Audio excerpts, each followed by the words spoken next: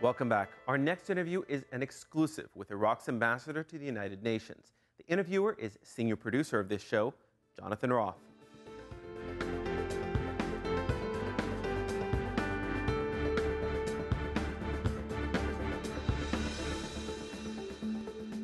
Seven years ago, the United States was in the middle of its invasion of Iraq. Much water has passed under the bridge since then, but what is clear is that Iraq is now functioning somewhat on its own, with U.S. combat forces scheduled to leave the country next year. His Excellency Hamid Al-Bayati is Iraq's ambassador to the United Nations, and Ambassador Bayati is joining me from Columbia University in New York. Welcome to the Standard, Ambassador. Thank you. Now, you recently had parliamentary elections in the country, and what seems clear is that voting was seemingly along ethnic lines. How does a country like Iraq move away from these divisions of the past and look towards the future, and yet at the same time you're grappling with a situation where when you do have voting in the country, people tend to vote along their own ethnic and sectarian lines? Well, we are in a transitional period. People suffered from Saddam regime because Saddam oppressed certain ethnic, sectarian, religious groups. When Saddam fought the Kurds, he played on the ethnic card. When he fought the Shiite, he played on the sectarian card. And when he fought the Christian, he was a Muslim hero against the crusade. He followed a policy of divide and rule. Therefore, there are worries and concern and fears among different communities. This is why they make them stick to the parties and groups which defend their rights, the right of the ethnic or sectarian or religious group. However, we've seen some progress since 2005. In this recent election on March 7th, people start to vote on the basis of national loyalty to Iraq rather than to the group or to the sect.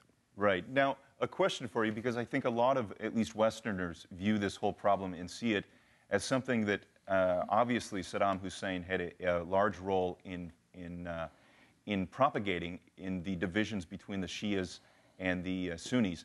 But realistically, this is a division that's been going on for hundreds of years. Is it really possible to heal that rift between the Sunnis and the Shiites? If we talk about Iraq as a nation, the people didn't have any problem for centuries. They lived together in peace and harmony.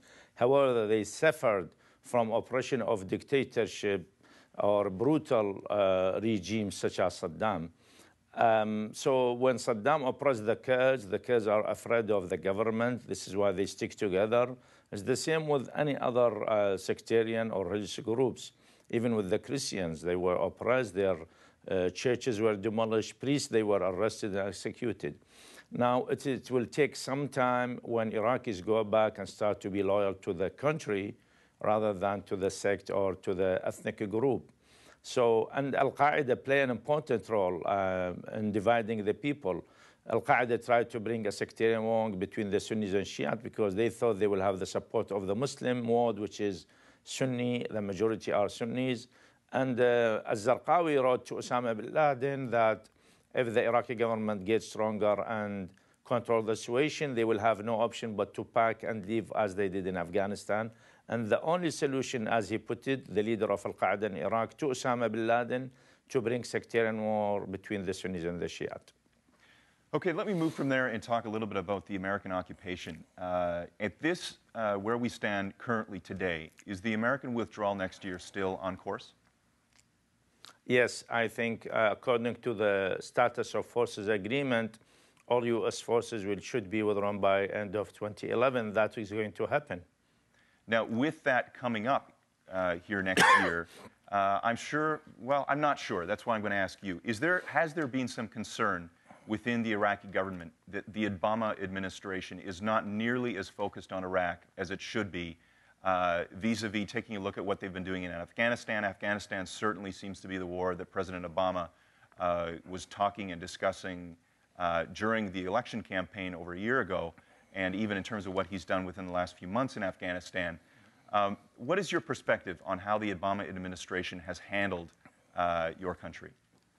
Of course, Obama administration has different priorities, and Afghanistan is their priority. However, we believe that there's a success story in Iraq. We get rid of Saddam dictatorship. We have democracy in Iraq, which is helping the Iraqi people, the region, and the whole world. And we believe that the U.S. administration should build on the success in Iraq to have success somewhere else, like democracy in Afghanistan, to then be a success without learning from the lessons in Iraq. Well, listen, we're just going to take a quick break, but when we come back, I want to talk about Iran's nuclear program and where Iraq stands on that issue. More with Ambassador Al-Bayati after this quick break.